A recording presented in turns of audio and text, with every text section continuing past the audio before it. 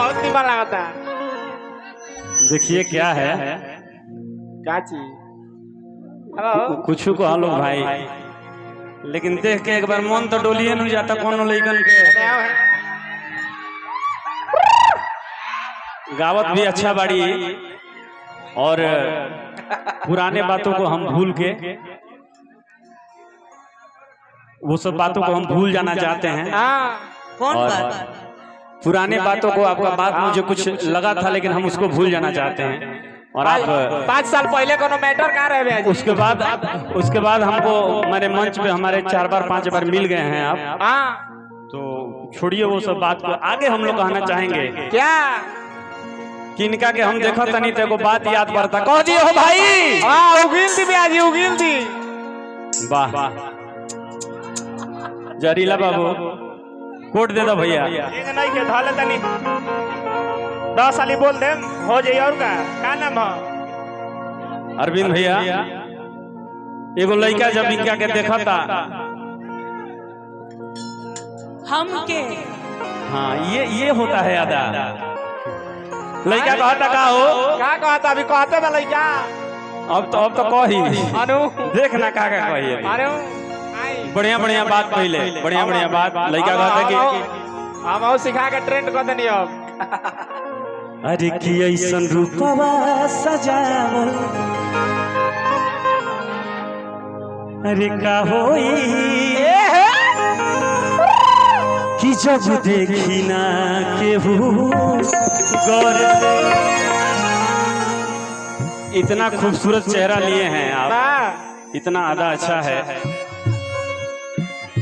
आप भागने का क्या सोचती हैं? लोगों का प्यार से आप भागिए मत। जितना प्यार पाइएगा उतना ही कला उभर के आएगा। लड़का कहते कि जब देखल चाही अरे तो कहेलू नाही।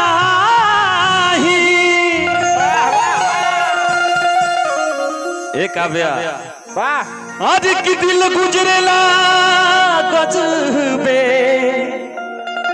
हज दोहर से अतने ना पता नहीं कि है कजरा लगावल। वाह वाह अरे का होई जब देखी ना केहू गौर से। कहिए आप कुछ मुखार बिंदु से अपना निकालिए कुछ। तोहर के दुल्हा बाप हो बाप। अच्छा हर बनाई ये बबुआ। एक मिनट एक मिनट हमार नाम पवन बा और साथ में पवन राजा लागल बा। एक बार नामवा धो के बोल देता अच्छा लगी तो लोग न हो। बोलो लो हाला करके मर दे। बोलिए आप बोलिए। तोहर के दुल्हा अच्छा अरे बनई ये बबुआ। तनी ताली बजे के भाई सब कोई के। कैसे जतिया जे रहित अहीरा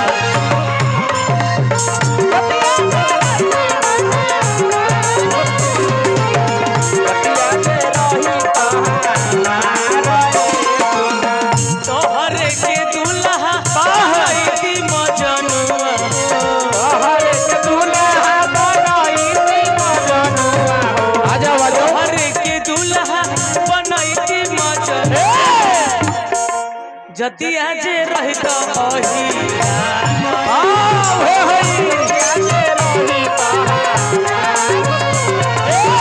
जतिया जे रहित हमारा सोना। ऐसन रूपवा मिलने की तू कोशिश करना वादा कभी न करना वादा तो टूट जाता है।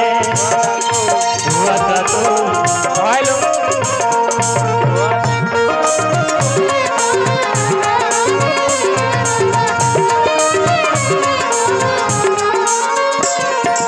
एक मिनट रुक जाइए रुका हो भैया। यहाँ के कहानी है कि जतिया जे रही तो हिरान हो। तो हमारा नमः में लागल बा पवन राजा यादव। कह दी कुछ हो भाई। हमरा आज पता चला, सॉरी। आज पता चला। अच्छा तो एक आज से मेरे लिए कुछ अलग आपका ओहदा दिल में रहेगा, मुझे लग रहा है। अब हो जाए नू पता चल गई। एगो गीत हम बोले बनी की अरे की डर लगता है गुजरने में अब तेरा इलाका से, अरे की कोई कर न देवे मोटर में रह देखी के फाका। तो हम कहनी है जान तरह का अरे की अरू गरू न बुझिए, अरे अरू गरू न बुझिए जान दिलेर हो जा। और जान तो लगा अरे की जाता न लोगवा साथे बा सब शेर हो जा। अतने ना ये करे जा अब बाख के होटे करे जा अन्ना बोटेर हो जा। आजा तना लोग बा देखत बा सब शेर हो जा।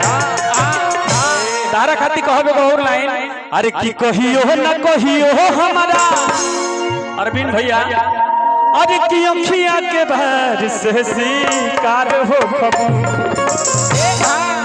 एक आबे अरे की कहियो न कहियो हमारा,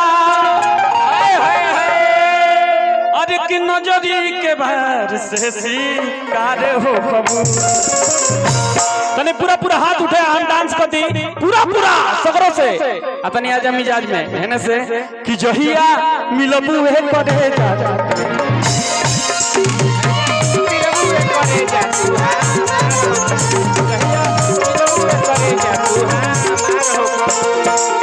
कहियो न कहियो हमारा अखिया के बाद से शिकार। तनी मनी साइड हो कहियो हमारा अखिया के बाद से शिकार हो, कहियो न कहियो हमारा अखिया के बाद से शिकार हो कबू। एक करे जा तारा के वादा दे तनी कि जहिया मिलबू है करे जा।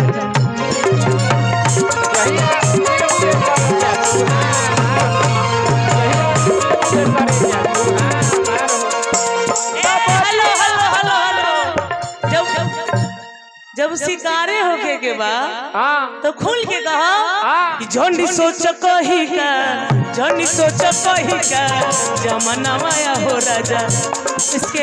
स्केल बड़ी नीचे 5 का कि झंडी सोच कही का तनी भैया कि झंडी सोच कही का। अरे है जमाना माया हो बबुआ, अब प्यार बात कह दो सबका समनवाया हो बबुआ, प्यार बात कह दो सबका समनवाया हो बबुआ, प्यार बात कह दो सजहिया मिलबुए करे जा, जहिया मिलबुए करे जा। रोको रोको रोको एगो लड़का तोहरे लेका लड़की के देखा था कहते कि एक काव्या। हाँ बोला ना एक काव्या जी तू कौन ऐसा चीज खा लू के हाथ न तू चिकन आग जाता हो। ए सुधीर का खइबे?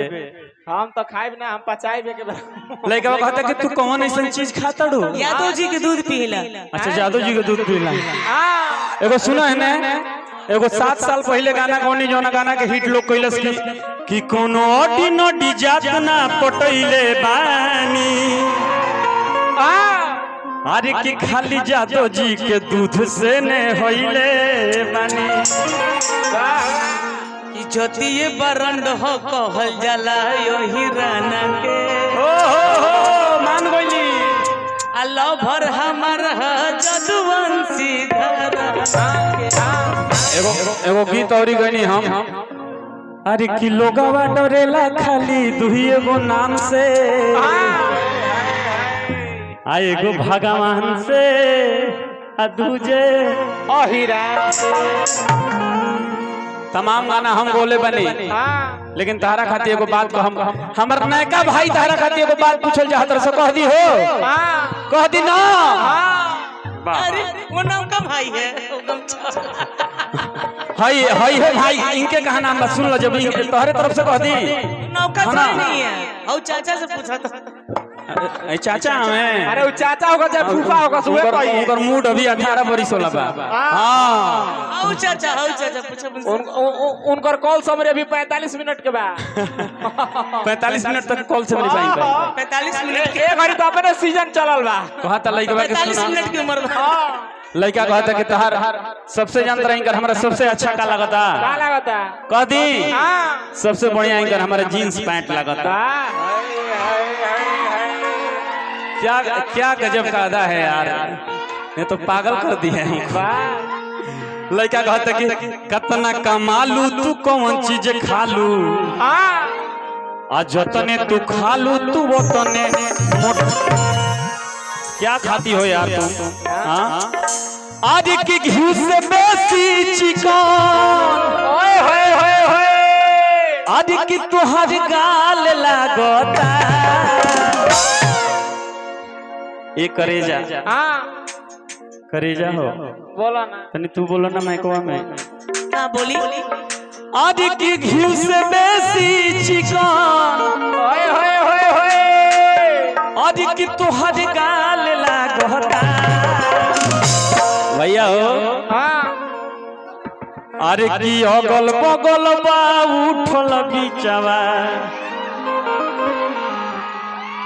अरे खाल लागो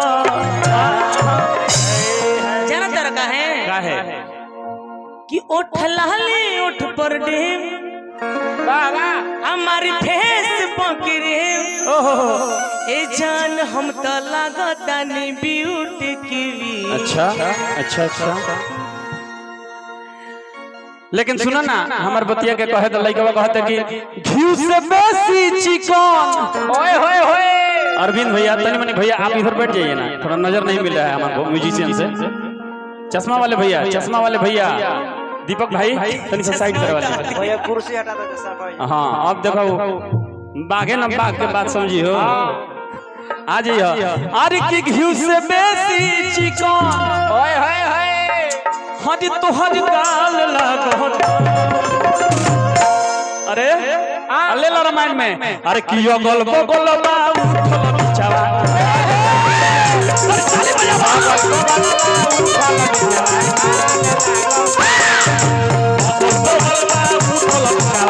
ताली बजा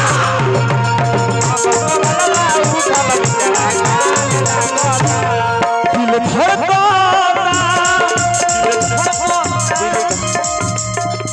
केहू के प्यार में केहू के प्यार में केहू के प्यार में केहू के प्यार में मन मस्त भइल बा मस्ती में दिल बैठल प्यार के बस्ती में मस्त भइल बा बैठल प्यार के मस्ती में रहे लखिया हरदम इंतजार में दिल धड़कता